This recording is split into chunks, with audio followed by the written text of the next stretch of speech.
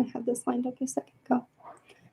Hey there, everyone. Sorry for the late start. I think YouTube was down for a little bit. Other websites were loading, so I think maybe it was YouTube. But anyway, I'm so sorry I'm late, but here I am. And we're going to talk about some aerial drills and then also just some kind of random acro stuff that I think is a little bit lesser known. Students probably know these skills, but if you're someone else's student, especially, then you might learn something completely new. So we'll do a quick warm up and try to do sort of an aerial stretch focus. That way we're warmed up and ready to go, and hopefully don't have any injuries. So we'll stretch our arms really quick. We're going to do a lot of leg stretches and like hamstring for this because of at least two of the different things we'll be working on, but aerials especially too. Going to be moving in that direction, that kind of split direction. Okay, so let's stretch our straddle and really focus on getting this deep stretch. Make sure you feel it in the back of your knee. Make sure that when you reach for your ankle, you're reaching with both hands and not one at a time. Keep them next to each other. And switch. And there's nothing like the panic of YouTube not working for 5 minutes into what's supposed to be a live stream time. I'm real anxious. I'm really glad it ended up working. Let's reach to the middle. Okay, and reach one arm under, one arm over, ear to your knee. This is a good side stretch too, so you might feel it there as well. And other side.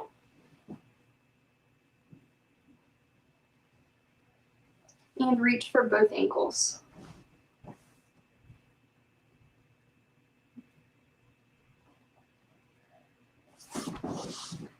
And butterfly. Push on your knees with your elbows as my hips pop. Okay, and let's move into pike. And this one is going to be really important today, so make sure you're getting a deep stretch. Make sure you're holding it where it's uncomfortable. If you're comfortable, you're not doing it right. I'm sorry to say.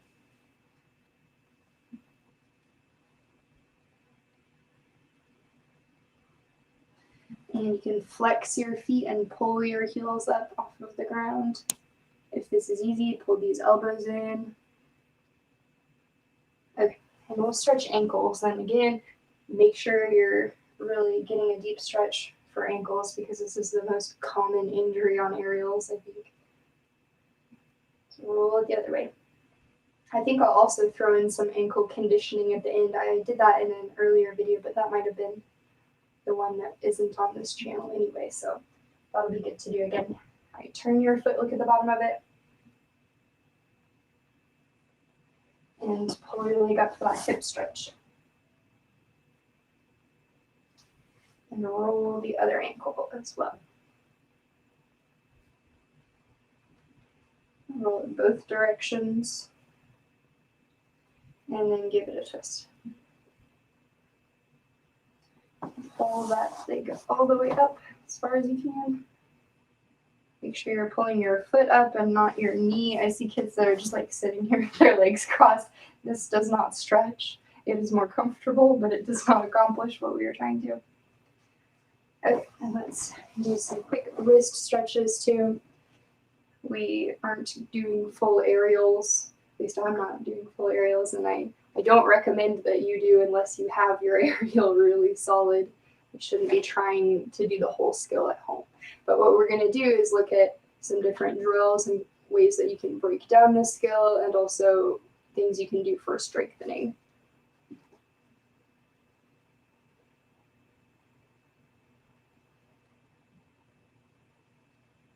I also meant to do a little warm up, so I think we'll just do that next. I think it's important to get your legs warmed up for we're going to do needle scale rolls, and I always feel like I've pulled something if I don't warm up a lot for this.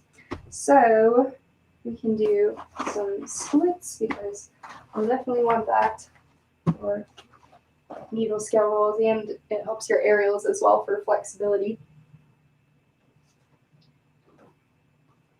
Lean as far as you can into this one. Make sure you're not sitting up here. You're not going to feel the stretch. You've got to get down close to that knee.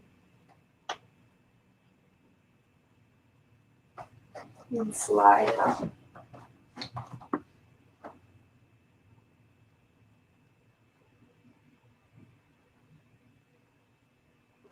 Okay, and let's lunge on the other leg.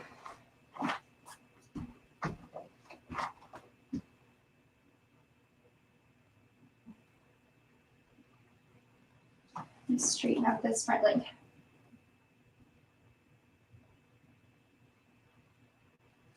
And slide that up.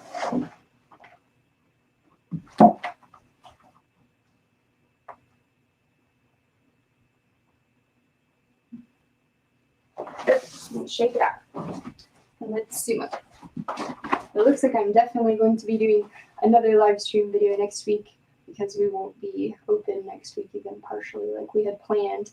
But I kind of planned on doing one next week anyway because I wouldn't have been coaching them anyway. So that doesn't really change for me. But that means more of you will be at home and not in the gym. So seriously, if you have topics you want me to cover, please send them to us. I'm kind of running out of things to do at home. I don't want to repeat stuff. I was kind of thinking about doing an adult gymnastics live stream so you can all drag your parents into the living room and watch them try to do handstands. Okay, and that's most ones. So our backwards warm up, because I meant to do this before stretching. Let's just do maybe 20 high knees, so you can count each knee as one, so 10 on each leg.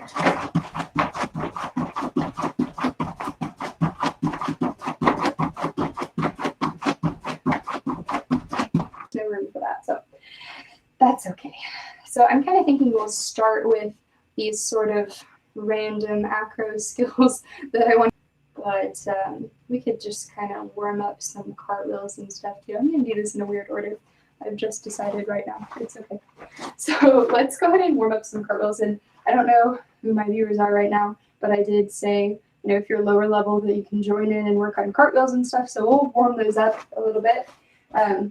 We always want to start our cartwheels with our feet forward, so nothing turned out crazy, foot turned in. I've seen it all. Make sure you have toes forward. A good way to think about this is if you're on the high beam, right? We don't have a lot of space to like spread out. And we want to start facing forward with hips and shoulders, not turned out here. Okay? And we land facing the opposite direction of where we began. So if I start facing this way, I land facing this way. And if I start facing this way, I land facing this way. Okay, so it should not look like this. Okay, and if this is your cartwheel, then fix it now, because eventually that's going to be your aerial if you don't fix it. And we really want to make sure that we're landing in the right direction on our aerials. Let's go ahead and do maybe two more. If you've already done one cartwheel, let's do two more just regular cartwheels to kind of get warmed up. If you want to throw in your bad leg, you can. I'm scared to do it this way, like I'm going to kick the wall. It's really putting that to the test when we do cartwheels on beam. I say, pretend you're in a small hallway so you don't kick the walls. And now I have to do that in real life. See, comes in handy. So we'll also do just a few one-arm cartwheels. If you do not have your one-arm cartwheel already, a good way to practice it is with stacked hands. So you'd put the hand that matches your cartwheel leg, that's the one that you want to learn your one-arm cartwheel on, that goes on the bottom, and then your opposite hand would stack on top. And this is not a one-arm cartwheel, but it's kind of like a close, happy medium, basically, and a good learning tool for these. So you can do your stacked hand cartwheel, or you can just go ahead and do your one-arm cartwheel. And I teach two different options for the arms. You can either keep your arms in this L shape the entire time, which I kind of like because it's easy. You just stay here with the arms. Or you can start with both up and swing one back to your side in the middle of the skill and then bring it back up. So I can show both of those as well. And play around with it. Maybe you've only done one of them before. You could try something new. So the L shape. Ooh, a little bit off balance, that's okay. And then the arm swing. So up, swing, and back up. Okay, so those are the one-arm cartwheels. If you're struggling on these, then chances are you need to kick through it maybe a little bit faster. I see people kick up and kind of get stuck and just fall right out of these. So kick through it nice and smooth. And then the other thing to remember on your landing is to try to step in close to your hand with your foot. I kind of like to say you're replacing the hand that would be on the floor with your foot, right? If I do a normal cartwheel, my hand goes here. Okay, but when I do my one-arm cartwheel, my foot's going to come in to replace that. Powerful cartwheel. So you can kind of see that distance. It's trying to step in close to the hand. That way you're not having to pull up a mile out of your cartwheel. Okay. There are different variations of cartwheels too, with like scissor cartwheels, but I didn't think we'd get too far into those just because I wanted to make this more an aerial focus. But one other type of cartwheel that can be helpful for learning the aerial is a far arm cartwheel, which is, it's just a one-arm cartwheel, but with like the wrong arm. So this kind of helps teach you to keep your shoulders square and then really reach into it, and it kind of helps us with that hip turn. So basically, if you're lefty, you put down your right arm, and if you're righty, you put down your left arm. I haven't done one of these in a very long time. Let's see how it goes. Whoa. The answer is not all that well, but that's okay. These feel so bizarre. So this is my challenge to you, especially you older kids who already have their aerial. You might not have your forearm cartwheel yet, just because they're so bizarre. It's not the motion we're used to. Let me try one more. Kind of scary. Ooh.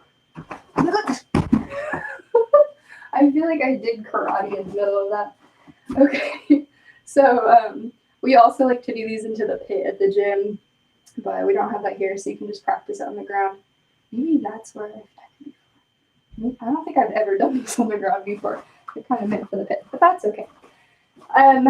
So moving into some aerial drills, I think I'll come back to the other acro elements because I'm feeling focused on aerials now.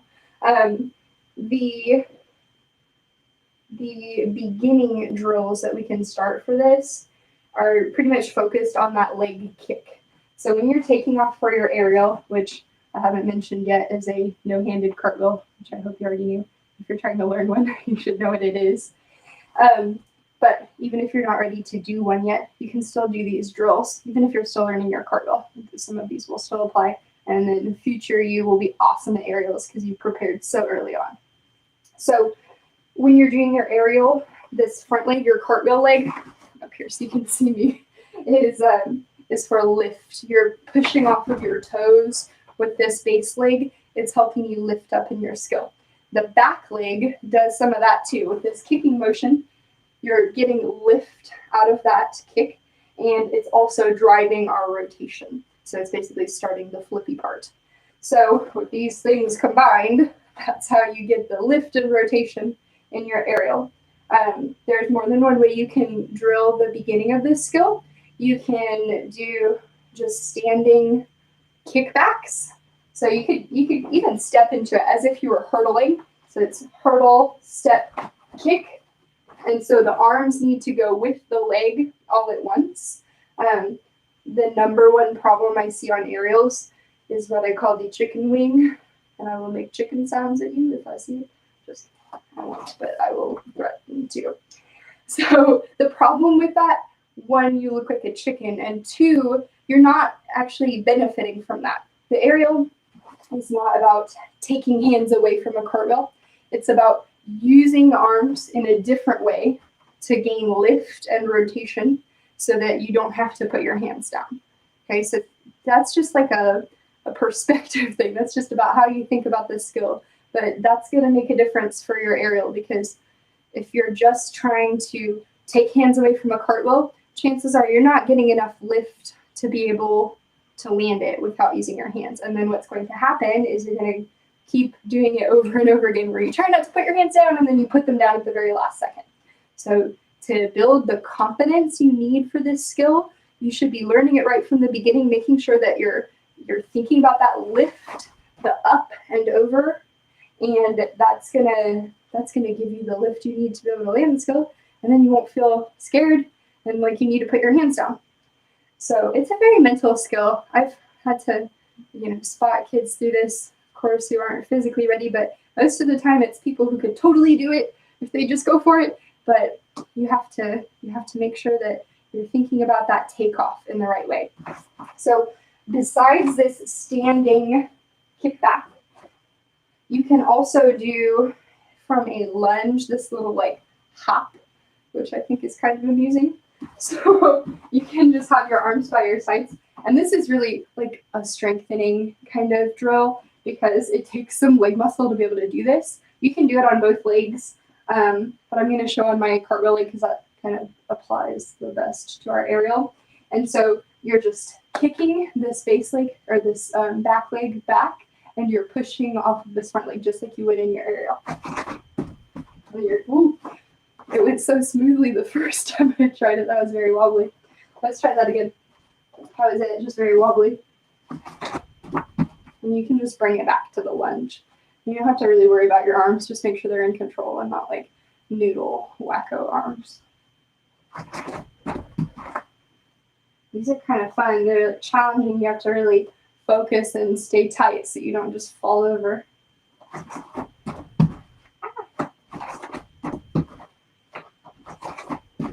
You can start to lean into it a little bit. You don't want to be back here, but you want to try to stay balanced and start that little bit of lean forward because eventually, we need the chest to come down to do the rotation, but you don't want to drop your chest straight into the skill.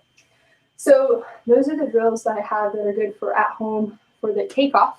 Another one that I really like is the dive cartwheel, which is basically, it's just a cartwheel. And it really kind of looks just like a cartwheel because all you're doing is trying to think about not having your hands on the ground for very long.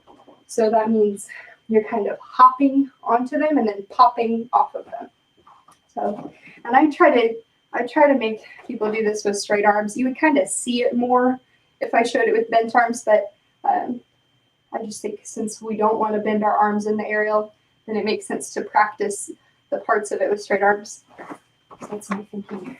So you can step hop into this, but I don't really have room for that. So I'm just going to lunge into mine. If you hop out of it. So I run into the wall. It's okay. So you can focus on the part at the beginning, or you can focus on the part at the end, or you can do both. So like I said, it's the hop onto the hands. You're kind of waiting a little moment before you're putting your hands on the mat. And then you're popping off of them fast at the end. And so you can try to put them together, but if that's just not working, then maybe you just pick one and try that to start. It really kind of turns into a block. Push through the shoulders to be able to pop off of the ground. Okay. So that dive cartwheel is great, especially if you have good space to be able to do that and you can step hop into it. I think that's nice just to start not relying on the hands so much. The point of this, what you should be thinking about with this, is getting those legs over the top and making sure that that kick is helping get the rotation around fast and not getting stuck in the middle. I have maybe like one gymnast who she has really good height in her aerials, but she goes up and then it's like her legs never make it around to the landing. So you want to make sure that you're thinking about where the feet should land. I always talk about the lunge, cartwheel, lunge. I teach cartwheels from there because that's how you want to land facing and start facing for cartwheels of any type and aerials. So in addition to the dive cartwheel, the other one that I think is nice to focus on that landing and getting the feet around quick is the like snap down cartwheel, which sounds like you'd land with 2 feet, but you're supposed to step out of it like you would in a cartwheel, and you're basically just snapping your feet down on the landing as fast as you can. I'm definitely gonna run into something trying this. I know myself. Whew. My foot slid a little bit. My life flashed before my eyes, but other than that, not so bad. So it's just about getting those feet in and getting the feet in close to the hands too, because remember earlier I mentioned when you're doing a one-arm cartwheel, you're replacing that hand that is no longer on the ground with your foot. Well, now in an aerial, you don't have any hands on the ground. So really you should kind of think about replacing both hands with your feet. I think just that visual helps because I see people spread out so far on their aerials and they travel really far, which is really not what we want. And what that does, which is problematic, is it makes your landing more difficult because, if I do a cartwheel, this is my imaginary aerial here for a second, that's really spread out. I have to reach a lot further to stand up out of it. My hands are far away. That creates literally more distance that I have to go, more work that I have to do. But when you bring those feet in close, it makes it easier to snap up out of it and to get to your landing. And then the other thing too about that long one that we don't want is that when you're landing forward like this, that puts your ankles under more stress, right? If my ankle is at this angle, you can't see on this wall, I'm sorry. So if I'm forward like this, that puts my ankles under more stress. And aerials are stressful enough as is. We don't need more of that. So it's not just important for making it easy, it's important for safety too. Really making sure that you're getting on top of your landings and you're not leaning forward. Plus, it's going to make it easier in that you're not going to feel like you need to put your hands down. If you bring those feet in close, it's like the hands can't even go to the floor because you're already there. You already landed it. So that's good too. So I'm going to try a couple more of these snap down cartwheels I had not done until literally just now. But I like this drill. I think this is really helpful for these, especially if you're the type of person who rotates slowly in their aerial. So you can really see where my feet are stepping close to my hands. I really only have this much distance between my my hands and my feet. And you can start to combine this a little bit with that dive cartwheel where you're popping off of your hands at the end. I'm kind of trying to start doing that where I pop off of my hands so that I can just bring my feet in and replace the hands with my feet. Let's see, I'm going to pay attention to where my hands are this time and see how close my feet get to replacing them. So I'm looking at this line. Whew. I about did my aerial on accident. So I did it. You just have to be very aggressive about it, apparently.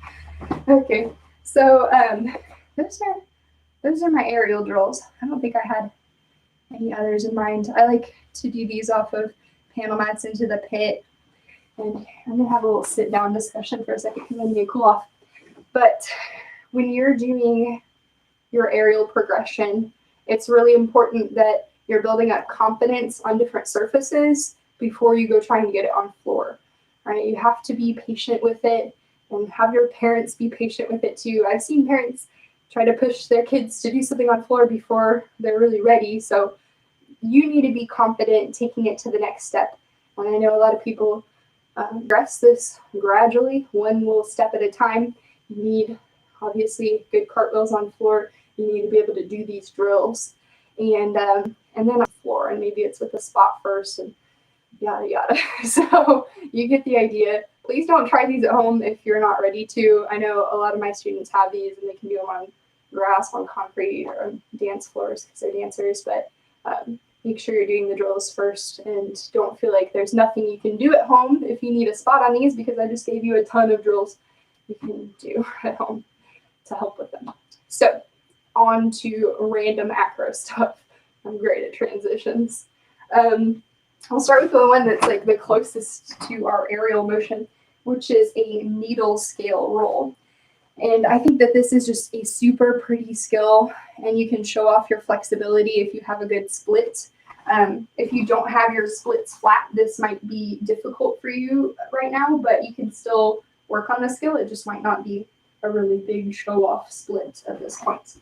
So I'll show you what it looks like, and then I'll give you all my little tips on these because I have a bunch. The number one tip, spoiler, is to be super, super patient and go slow motion. So I have to get my balance before I start. Am I going to kick this? Yes. Okay. I feel like I'm going to roll this. I'm going to go at an angle just so I don't wreck my phone.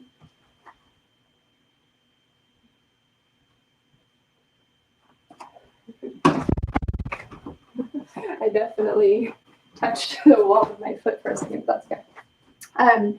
So you're basically doing like the biggest scale ever, lifting up that back leg so far that it forces your chest down closer to the floor. And then you get so close to the floor, you can just tuck and roll.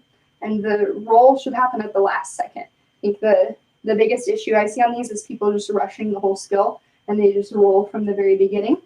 You want to make sure that you're taking your time so that you can show off that split position. The other thing too, if you're just starting on these, it's okay to put your hands on the floor to begin. That's not the way to do it like for a ribbon super official, but you have to start somewhere. So if you're uncomfortable rolling without the hands down, then you can kind of use your fingers to brace yourself. Chances are though, if you feel like you need to do that, then you're not waiting long enough to lift this back leg up to be able to get your chest close to the floor. So watch kind of where my shoulders are in relation to the floor. I think I might not finish this very well because I don't have a lot of room to stand up, but you can see the roll. So I'm lifting this heel. My chest is starting to come down. Oh, I'm running out of room.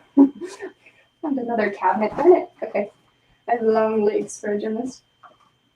Sorry. So we're lifting. The chest starts to drop so I can lift higher. And that tuck and roll happens at the very, very end, right? So my chest is almost on my leg at that point, and I'm keeping eyes up until the very end of it. What happens if you don't do that is it looks like this like weird turtle position. I don't know why I always compare things to animals, but I always try to push people to lift the back leg higher than the waist. I think it just looks kind of droopy if it's any lower than that. And you should never break this line. You really shouldn't bend at the waist. You want to stay like a lever from your shoulders to your heel. We're trying to keep this line straight. So as the heel lifts, the chest drops. And so that's why it's called a needle scale, because we're trying to get to here, basically, or more if you can, and show off that big split before going into the roll. So we talked about slowing it way down. I always tell people, do it slow and then do that 10 times slower, because even if you think you're taking your time in it, you're probably still rushing it. It's just a nice like show-offy skill. So you really want to take your time and show off. Then we also talked about keeping eyes up until the very end, and how you want your chest and your shoulders to get close to the ground before you roll, because otherwise you're like hopping into it. I've seen people just like jump onto their backs from up here. That's not what we want. You should be getting close to the ground so that it's this nice smooth roll. And there's some fun things that you can do with this. I think you can stand up out of this when you finish it with both feet, and then you could do a jump out of it, or you can stand up one foot at a time, which is what I usually do. And then there's a ton of stuff you could do with that. You could do cartwheels out of it, roundhouse, front handsprings, walkovers, other turns even. There's one more thing I wanted to say about needle scale rolls. I talked about getting the heel above the waist, so maybe that's all. I'll think of it later, probably. The other roll skill that I wanted to throw in here was the handstand roll down pike up. And if you can do this properly, I will give you a popsicle. Even if you're not my student, just find me. Tell someone I owe you a popsicle, and I will make it so. Because I have like only 5 or 6 people that I've ever met who can do this without bending their knees. So you're doing handstand roll down, but you're standing up with legs straight. So that's the whole deal. That's it. And when you're landing rolls, we tell you not to use granny hands, but here granny hands are encouraged. You need your hands to push yourself up off the ground. This is a really good skill for people who are flexible this way, who have good pike stretches, which I guess is why I can do this. I don't know why I'm so good at these. I guess just the pike stretch has always been my favorite.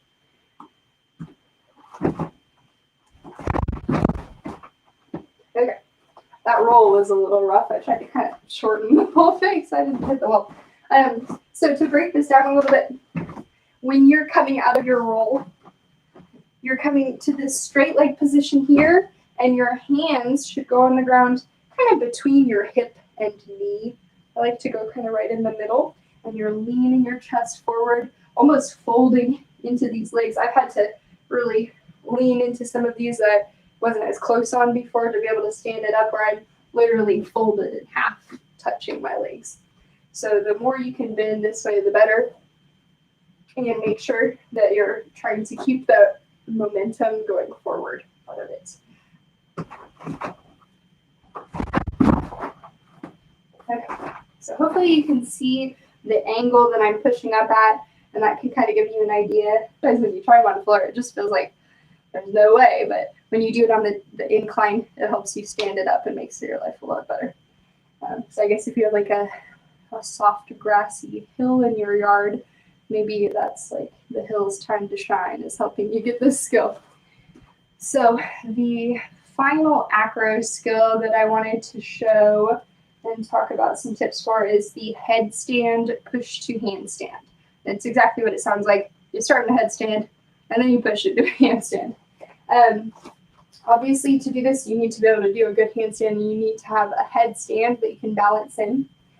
And my headstand tip, the really number one thing is just making that tripod, making a triangle shape with your head and your hands when you're on the ground. So it's nice if you have a line or some sort of marker to see where your hands are versus where your head is, because if you put your hands and head right next to each other, this doesn't make a good base. You're just going to wobble and topple over. So make that triangle shape. You should be able to see your hands when you're in your headstand. They should be here, not back where you can't see them. So that being said, you can start this in a tripod where you put knees on elbows and balance here. And then I like to go to a tuck for these. I make them look easy, but the whole secret ingredient is just pushing with your arms and kicking with your legs at the same time. That's what gives you that lift to be able to pop up to your handstand. And just playing around with hand placement too. I had to, even after I got up, I had to shift a little bit to get where I felt comfortable to push into the handstand. And when you start it, you need to start with your hips on top of your shoulders. Sometimes people will do these and they'll push up at this angle where they step down immediately, or sometimes people will be kicking so far the other way that they go into a limber, into like a bridge, or a roll down out of it or whatever. So you really want to think about lining everything up so your hips are on top of your shoulders and all of that weight is balanced. So then it's like someone has a rope around your feet and they're just pulling straight up in the air. So you pop up to your handstand. So let's see if we can do another good one. Sometimes I only have one good one in my system and the rest of them are weird. Also, another tip in your headstand is make sure you're on top of your head. I've seen kids put like their forehead on the ground. I don't know what that's about, but it doesn't make it easier, I'll tell you that. So definitely it's a headstand, not a forehead stand. So tuck, shoot those feet up. Okay. I've also seen some people swear by it being easier if you start in the straight body position in your headstand and then kind of go all one motion, tuck, extend. So I can show that to you. That's just personal preference. It's really doing the same thing, but I think it could feel like maybe you get more power if you're doing a little bit more motion all at once. I don't know. Both of them work for me. I like to just start in a tuck because it saves me a step.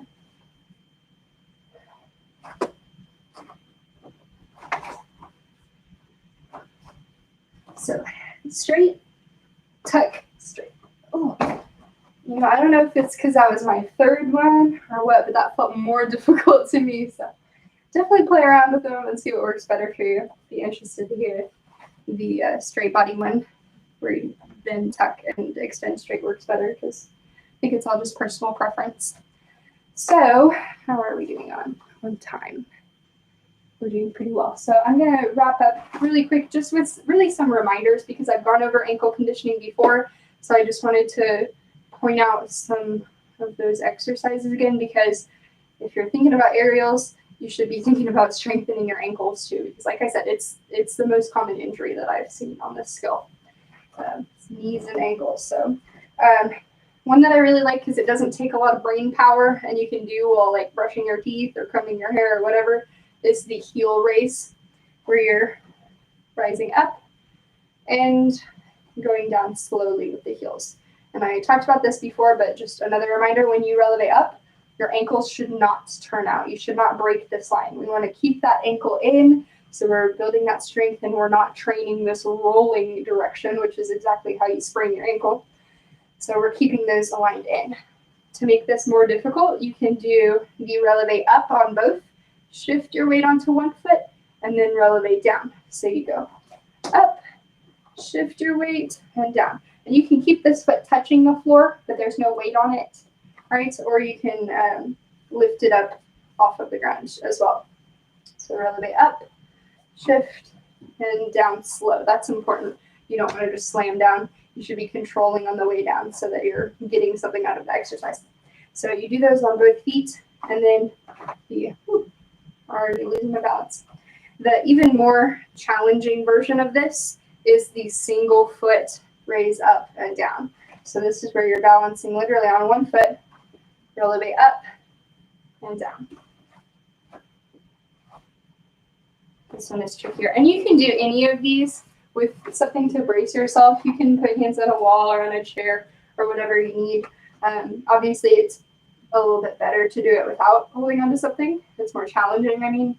But especially for that 1 foot one, it's good to have something there if you start to lose your balance, so that it doesn't result in you rolling an ankle or anything. That one is more advanced, I suppose, so make sure you can do the other ones first. So the other ankle conditioning that I will remind you of before we sign off is the weird point and flex one.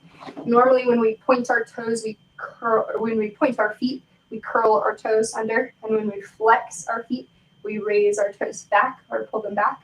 This one is the opposite. It kind of is like 15 or 20 of those. And also you're not going really fast on these. You want it to be like this: hold, press, hold, and repeat. So like I said, I already did it the natural way.